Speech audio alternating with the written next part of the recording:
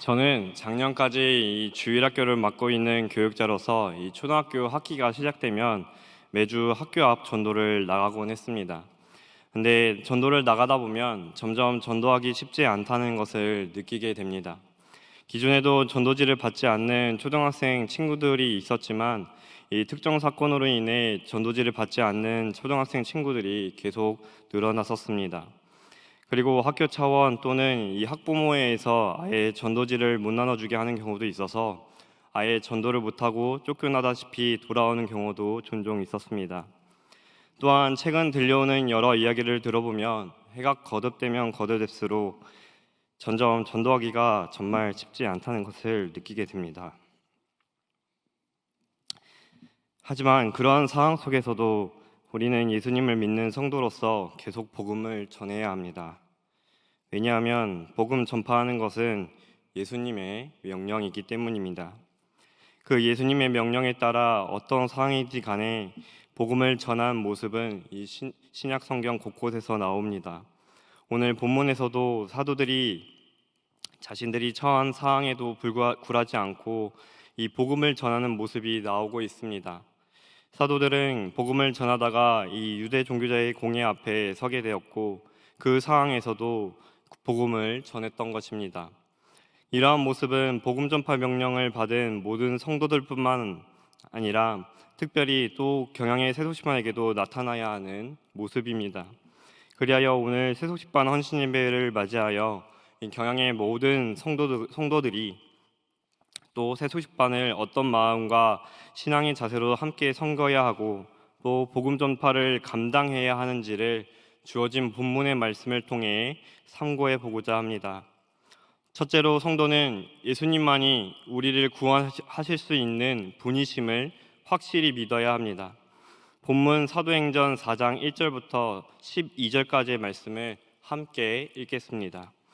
사도들이 백성에게 말할 때 제사장들과 성저 맡은 자와 사두개들이 이르러 예수 안에 죽은 자의 부활이 있다고 백성을 가르치고 전함을 싫어하여 그들을 잡음에 날이 이미 저물었으므로 이튿날까지 가두었으나 말씀을 들은 사람 중에 믿는 자가 많으니 남자의 수가 약 5천이나 되었더라.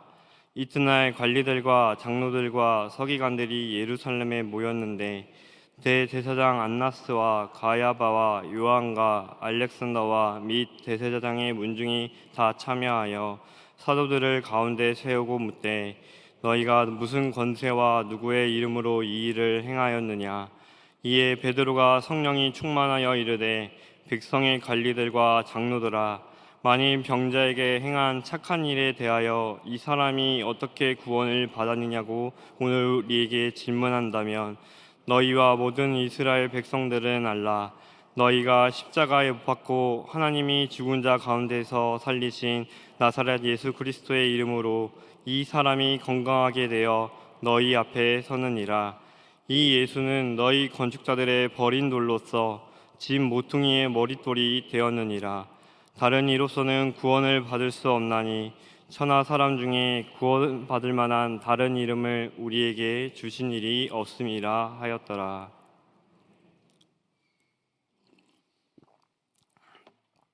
베드로와 요한은 제사장과 성전 맡은 자, 이 사두개인들 앞에 서게 되었습니다.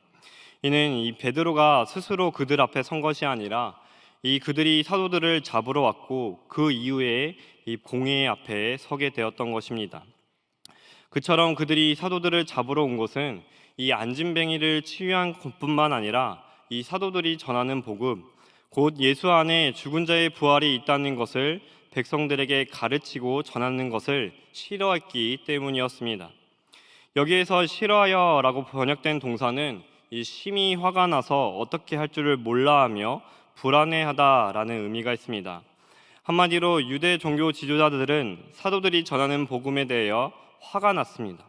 그 첫 번째 이유는 성전에서 회중에서 가르치는 일은 제사장들이 인정하는 랍비와 같은 종교 지도자들의 고유 권한이었기 때문이었습니다. 그런 까닭에 사도들이 많은 사람들에게 가르침을 전하는 것은 자신들의 고유 권한에 정면으로 대적하는 도전으로 받아들여 경노했던 것입니다. 이 종교 지도자들이 격노한 두 번째 이유는 이 사도들이 가르치는 내용이 종교 지도자 자신들이 전하는 내용과 다르기 때문이었습니다. 종교 지도자들은 예수님께서 메시아이심을 거부하며 죽이기까지 했습니다. 그런데 예수님 안에, 곧 예수님을 믿고 죽은 자에게는 부활이 있다라는 사도들의 가르침은 이 종교 지도자 자신들이 전하는 가르침과 정반대에 있기 때문이었습니다. 그래서 종교 지도자들은 사도들을 잡아 이 공예 앞에 서게 했던 것입니다. 하지만 종교 지도자들은 사도들을 바로 재판할 수 없었습니다. 왜냐하면 사도들을 잡을 때가 날이 이미 저물었기 때문이었습니다. 유대인의 간섭에 의하면 해가 진 후 재판을 행할 수 없었기 때문이었습니다. 그래서 종교지도자들은 사도들을 이튿날까지 가두었던 것입니다. 사도들을 잡은 첫째 날이 지나고 이튿날이 되자 종교 지도자들은 바로 관리들과 장로들과 서기관들뿐만 아니라 대제사장 안나스와 가야스까지 모여 이 사도들을 신문하기 시작했습니다. 종교 지도자들은 사도들에게 너희가 무슨 권세와 누구의 이름으로 이 일을 행하였느냐라고 물었습니다.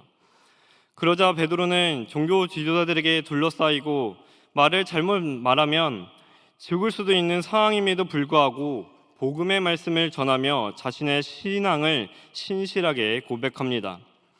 우선 베드로는 병자에게 착한 일을 행하는 것, 곧 안진뱅이가 일어나 걸을 수 있도록 하고 그의 영혼을 구원받게 한 일은 십자가에 못 박고 하나님이 죽은 자 가운데에서 살리신 나사렛 예수 그리스도의 이름으로 행했음을 선포합니다. 사도 베드로는 자신이 행하는 모든 것이 예수님의 이름으로 행했기 때문에 안진뱅이가 건강하게 되어 너희 앞에 서게 되었다라고 종교 지도자들에게 선포했던 것입니다. 이러한 베드로의 선포는 안진뱅이 치유 사건의 정당성을 밝힌과 동시에 구원주이신 예수님을 죽인 유대 종교 지도자들 앞에서 예수님을 메시아로 증거하는 데까지 나아간 모습이었습니다. 베드로는 거기에서 멈추지 않았습니다. 예수 그리스도를 가리켜 너희 건축자들의 버린 돌로서 진모퉁이의 머릿돌이 되었음을 선포하고 있습니다. 건축을 할 때 모퉁이의 돌은 서로 맞닿는 두 벽을 견고하게 연결하는 중요한 역할을 하기 때문에 집을 지을 때 없어서는 안 되는 부분이었습니다. 바로 예수님께서 구원에 있어서 가장 중요한 모퉁이 돌이 되신다는 말씀이었습니다. 하지만 유대 종교 지도자들은 예수님을 버린 돌로 여기고 오히려 십자가에 못 박아 죽였습니다. 베드로는 그처럼 큰 잘못을 한 유대 종교 지도자들을 책망하며 예수님만이 구원주가 되신다라는 자신의 믿음을 고백하고 확언했던 것입니다. 일어난 베드로의 고백은 12절에서 더욱 확증되며 강조되고 있습니다. 바로 다른 이로서는 구원을 받을 수 없나니 천하 사람 중에 구원을 받을 만한 다른 이름을 우리에게 주신 일이 없음이라 라는 말씀입니다. 베드로는 오직 예수님만이 안진뱅이를 일으키실 권세가 있으시고 사람을 구원할 능력이 있으신 분이심을 확신하며 선언한 것이었습니다.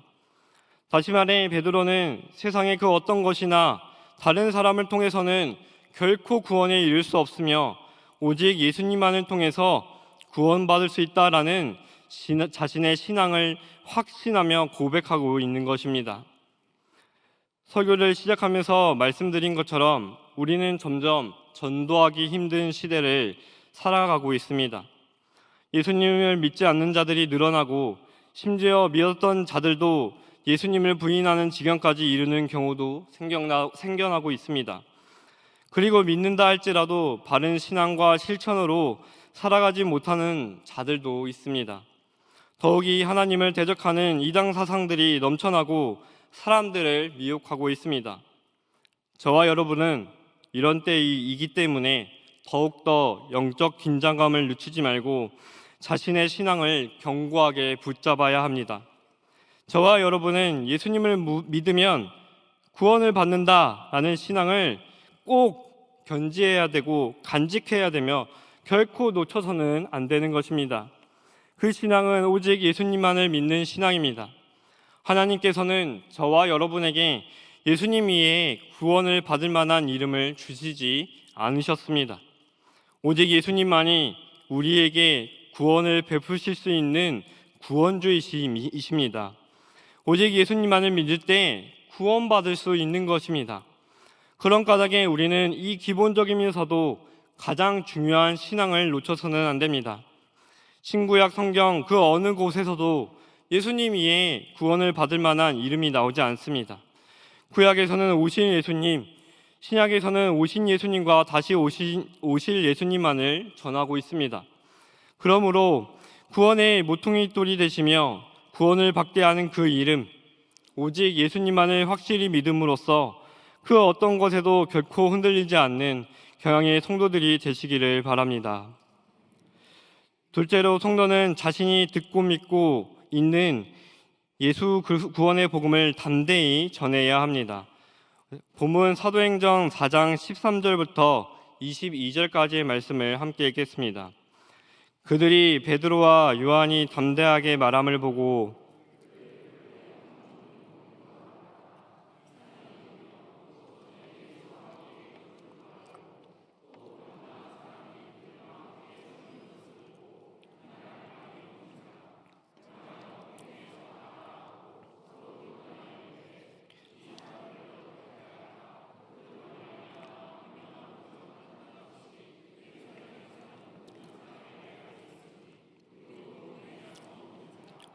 이것이 민간에 더 퍼지기 못하게 그들을 위협하여 이후에는 이 이름으로 아무에게도 말하지 말게 하자 하고 그들을 불러 경고하여 도무지 예수의 이름으로 말하지도 말고 가르치지도 말라 하니 베드로와 요한이 대답하여 이르되 하나님 앞에서 너희 말을 듣는 것이 하나님의 말씀을 듣는 것보다 옳은가 판단하라. 우리는 보고 들은 것을 말하지 아니할 수 없다 하니 관리들이 백성들 때문에 그들을 어떻게 처벌할지 방법을 찾지 못하고 다시 위협하여 놓아주었으니 이는 모든 사람이 그된 일을 보고 하나님께 영광을 돌림이라. 이 표적으로 병 나은 사람은 40여세나 되었더라. 아멘. 앞서 읽은 12절의 내용, 곧 하나님께서 천하 사람 중에 구원을 받을 만한 다른 이름을 우리에게 주신 일이 없다라는 베드로의 신앙 고백과 선언은 이 요한을 포함한 다른 사도들과도 일치하는 신앙이었습니다. 그런 사도들의 신앙 고백과 선언은 대제사장을 비롯한 유대 종교 지도자들에게 복음을 전하는 모습이기도 했습니다. 사도들이 그처럼 자신의 생명이 위험한 상황 속에서도 결코 흔들리지 않고 확신에 찬 신앙으로 담대하게 말하자 이 유대 종교 지도자들은 기이하게 여기면서도 놀라게 되었습니다. 그러면서도 종교 지도자들은 베드로를 이 학문 없는 범인, 즉 율법을 정식으로 배우지 못하고 무식한 사람으로 여겼습니다. 이러한 표현을 볼 때 당시 유대 종교지도자들이 공회 앞에 신문자로 선 베드로와 요한을 얼마나 무시하고 있는지를 알 수 있습니다. 그럼에도 불구하고 종교 지도자들은 이 사도 베드로와 요한을 비난할 말이 결코 없었습니다. 왜냐하면 사도들이 승천하시기 전에 예수님과 함께 있었으며 또 사도들의 증언대로 예수님의 이름으로 병 나은 사람이 증인으로서 사도들과 함께 서 있었기 때문이었습니다.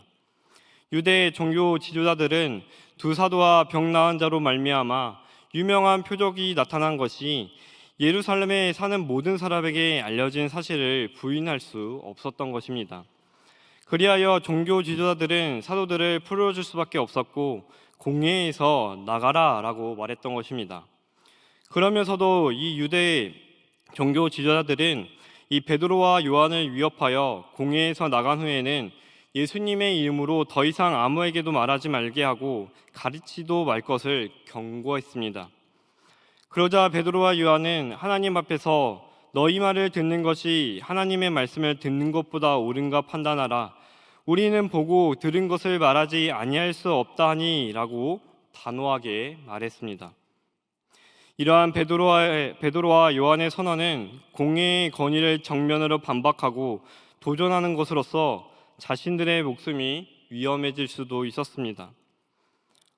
하지만 베드로와 요한은 자신들이 생명을 잃음보다는 자신들이 예수님과 동행하며 하나님의 말씀과 모든 것을 보고 들은 증인으로서 예수 구원의 복음을 반드시 전하는 것이 마땅하고 여겼습니다. 그처럼 사도들과 병 나은 자가 증인이 될 뿐만 아니라 사도들이 복음을 담대하게 전하는 것은 이 종교자들이 도저히 어떻게 처벌할지 방법을 찾지 못하고 다시 위협만 하고 놓아주게 된 계기가 됩니다. 그리고 40년이 넘도록 안진뱅이였던 자가 나음을 얻고 걷는 표적을 목도하거나 들으며 재판의 모든 과정을 지켜본 사람들은 그 일을 보고 하나님께 영광을 올려드렸습니다. 사람들의 이러한 모습은 하나님께서 예수 구원의 복음을 전한 사도들을 인도하시고 지키셨음을 믿고 영광을 올려드렸던 것입니다. 오늘날 법정에서는 이 증인을 정말 중요하게 생각합니다. 증인의 증언에 따라 이 재판 결과의 양상이 달라지기 때문입니다. 그래서 증인이 증언하기 전에 성서를 하게 되고 거짓된 증언을 할 경우 그 처벌도 엄히 다스리고 있습니다. 증인이 보고 들은 사실에 근거한 증언을 마땅히 하도록 하는 것입니다.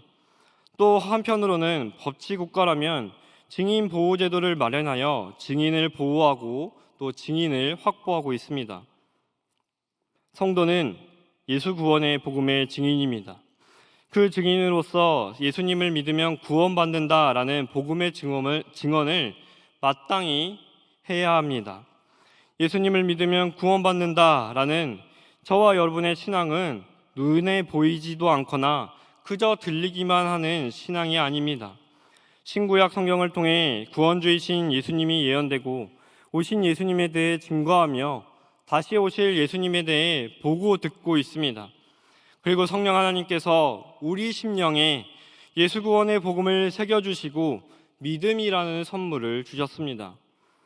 그러하니 저와 여러분은 증인으로서 두려워하지 말고 담대하게 주 예수 그리스도의 복음을 마땅히 증언하면 되는 것입니다. 이 시대가 점점 강팍해지고 점점 전도하기 어려워 보일지라도 우리는 예수님을 전해야 합니다. 우리는 아이들과 아이들의 부모님들이 또한 지나가는 이웃들이 전도를 받지 않아도 그저 전하기만 하면 됩니다. 심지어 예수님을 전하고 또 놀이터에서 세속취분을 하다가 주민의 신고로 인해 쫓겨나는 상황 속에도 우리는 계속하여 복음을 전해야 합니다. 예수 구원의 복음을 듣고 믿고 있는 저와 여러분은 전도하기 힘들더라도 그저 손 놓고 가만히 지켜보지만 말고 예수 구원의 복음을 힘써 전해야 하는 것입니다. 그것이 예수 구원의 복음을 받은 성도가 증인으로서 마땅히 보여야 하는 모습입니다. 성도 여러분, 성경이 증언하는 대로 또한 성경의 증언으로 인해 알게 된 예수님을 생각해 보시기 바랍니다. 당신의 생명을 아끼시지 않으시고 십자가에 달리시고 죽기까지 저와 여러분을 사랑하시는 예수님, 그 이름을 마음속에 깊이 새겨보시길 바랍니다. 그처럼 생각해 보면 예수님은 나를 위해 죽기까지 하셨는데 예수님을 믿고 구원받은 내가 예수 구원의 복음을 기쁜 마음으로 마땅히 정해야 하지 않을까라는 생각이 들 것입니다. 그리고 저와 여러분은 예수 구원의 복음을 결코 부끄러워하거나 두려워할 필요가 없습니다. 왜냐하면 구원은 하나님께서 독생자 예수님을 통해 성취하는 것이며 예수 구원의 복음을 전하는 당신의 자녀를 보호하시고 인도하신 분 또한 하나님이시기 때문입니다. 예수님, 구원의 그 이름은 우리에게 기쁨이 되고 승리가 될 뿐입니다. 또한 저와 여러분이 예수님의 증인으로서 예수 구원의 복음을 전할 때 하나님께 영광이 될 뿐입니다. 그러므로 모든 상황 속에서 두려워하지 말고 나를 구원하신 예수님을 담대하게 전하며 그를 통해 하나님께 영광 올려드리는 경양의 성도들이 되시기를 바랍니다. 셋째로, 성도는 한 마음으로 기도하고 성령 충만의 은혜를 받아야 합니다.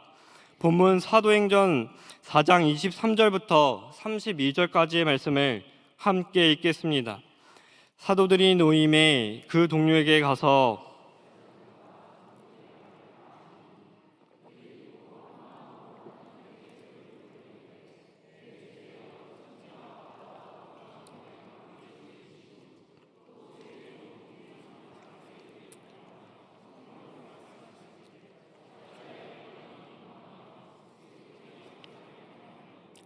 세상의 군왕들이 나서며 관리들이 함께 모여 주와 그의 그리스도를 대적하도다 하신 이로소이다.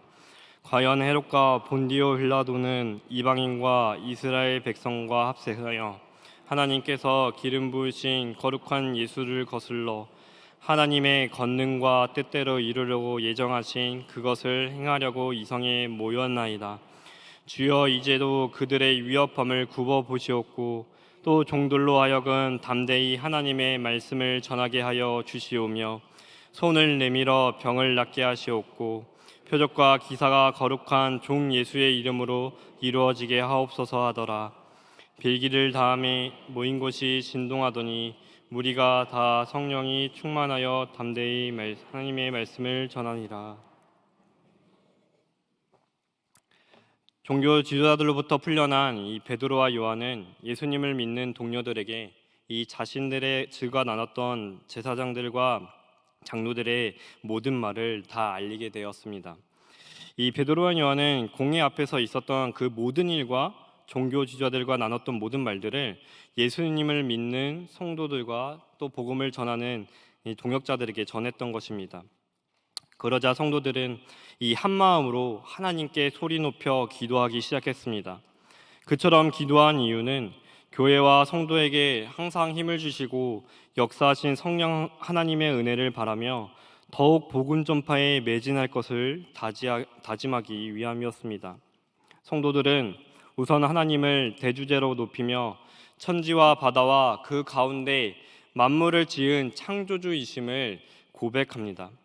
이는 비록 눈에 보이고 현실적으로 살고 있는 세상이 나라와 인간 통치자들에 의해 다스려지고 있는 것처럼 보이지만 온 우주와 만물을 실제로 다스리시는 분은 하나님이심을 믿는 성도의 모습이었습니다. 그 이후 이어지는 25절과 26절의 말씀은 이 믿음의 조상인 다윗이 성령의 은혜와 계시를 받아 지은 시편 2장 1절과 2절을 인용하여 예수님께서 받으신 고난에 대해 이야기하며 기도하고 있습니다. 그리고 헤롯과 본디오 빌라도가 이방인과 이스라엘 백성과 합세하여 이 하나님께서 기름 부으신 거룩한 종 예수님을 거부하고 대적하기 위해 이 성에 모였음을 이야기하고 있습니다. 그런데 성도들은 28절에서 그 모든 것이 하나님의 권능과 뜻대로 이루려고 예정하신 것, 곧 하나님께서 모든 만물의 주권자 되시며 당신의 뜻대로 다스리시는 분이심을 고백하고 있습니다. 이제 성도들은 주여, 이제도 그들의 위협함을 굽어보시옵고 라고 기도합니다. 이는 유대 종교 지도자들의 위협을 감시해 주시고 그 위협으로부터 자신들을 지켜달라는 강구였습니다. 그러면서 성도들은 주의 종들이 하나님의 말씀을 담대히 전할 수 있도록, 그리고 오직 예수님의 이름으로만 표적과 기사가 이루어질 수 있도록 기도합니다. 성도들이 이처럼 기도함은 모두 복음 전파를 위함이었습니다. 이 성도들이 한 기도는 유대 종교자들의 위협이 있더라도 지체하지 않고 다시 복음 전파를 위해 담대히 나설 수 있도록 자신의 심령에 성령 충만의 은혜를 채워달라는 기도였습니다. 성도들이 그처럼 복음 전파를 위해 한마음으로 기도하자 하나님께서는 그에 대한 응답으로 그들이 모인 곳을 지키셨습니다. 성경에서 이 성도가 모인 것이 진동되는 것, 곧 땅이 흔들리는 것은 성령의 강한 임재가 있음을 하나님께서 성도들에게 알려주시는 방법 중 하나입니다. 그리하여 모든 성도들은 성령 충만하게 되었고 담대히 하나님의 말씀을 전하게 되었던 것입니다. 이 상승 효과, 영어로는 시너지 효과라는 말을 다 아실 겁니다. 이 시너지 효과는 여럿이 뭉쳐서 매우 좋은 결과를 얻는 것, 전체적인 결과를 상승 효과에 있을 때 쓰이는 표현입니다. 쉽게 예를 들어 둘이 모였는데 이 세 명이 일을 한 것 같은 능력치를 보여주는 것을 말합니다. 이러한 모습은 우리의 신앙생활 중 기도에도 적용해 볼 수 있습니다. 기도는 하나님과 소통하며 여러 제목들을 간구하는 신앙생활의 한 모습입니다. 저와 여러분은 하나님께 건강, 체력, 부모, 자녀, 가족, 또 물질의 보호, 그뿐만 아니라 가족 구원의 기도 제목을 두고 간구합니다. 또한 교회에서 교회와 또 선교지와 성도 등을 위해 함께 기도하기도 합니다. 왜 그렇습니까? 함께 기도하면 기도할수록 그 기도의 선한 영역과 그 능력은 시너지 효과처럼 커지기 때문입니다. 그렇다면 성도들이 복음 전파를 위해 마음을 모아 기도를 할 때 그 효과는 더욱 커지지 않겠습니까? 왜냐하면 하나님께서는 당신의 말씀에 순종하여 복음 전파를 위해 간구하는 성도의 기도를 기뻐 받으실 뿐만 아니라 이 성령 충만의 은혜를 내려주시기 때문입니다. 경양의 모든 성도님들은 이 한마음으로 복음 전파를 위해, 특별히 우리 경양의 어린이 전도의 장인 세속식반을 위해서도 기도해야 합니다. 세속식반 관계자들만 복음 전파를 위해 마음을 모으고 기도해야만 하는 것은 아닙니다. 경양의 성도 여러분, 세속식반을 통해 어린이가 전도되고 또 어린이들의 부모님도 전도될 수 있도록 기도해 주시기 바랍니다. 또한 세속식반의 모든 봉사자와 또 세속식반을 이끄는 이하은 전사님과 또 각 초소를 위해 함께 기도해 주시기 바랍니다. 이처럼 세속식반을 위해 함께 기도하는 것도 복음 전파를 위해 한마음으로 기도하는 것입니다.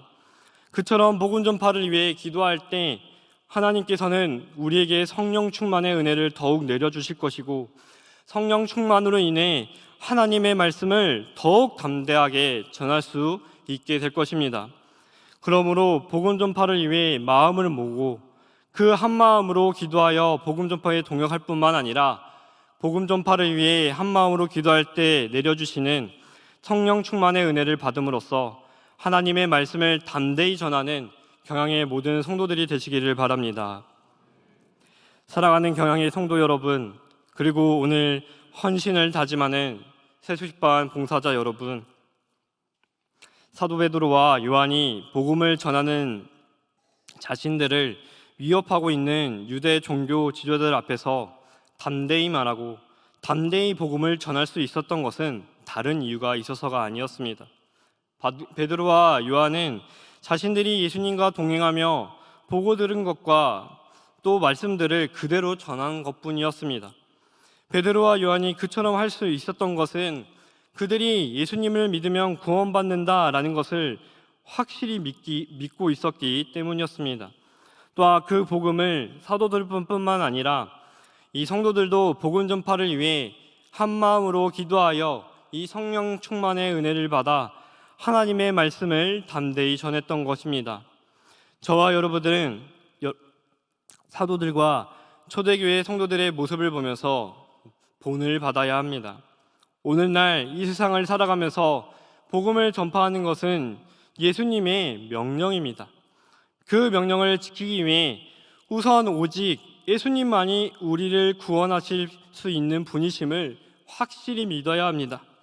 그런 후 자신이 보고 들은 또 믿고 있는 믿어 예수님의 증인으로서 이 예수 구원의 복음을 담대히 전해야 합니다. 또한 그러기 위해서는 이 복음 전파를 위해 우리 모두가 한 마음으로 기도하여 성령 충만의 은혜를 받고 또 그 충만의 은혜로 하나님의 말씀을 전해야 하는 것입니다. 바로 이러한 신앙의 모습들이 복음 전파와 그 복음 전파를 감당하는 세속식반을 함께 섬기는 세속식반 봉사자들과 경양의 성도들의 모습인 것입니다.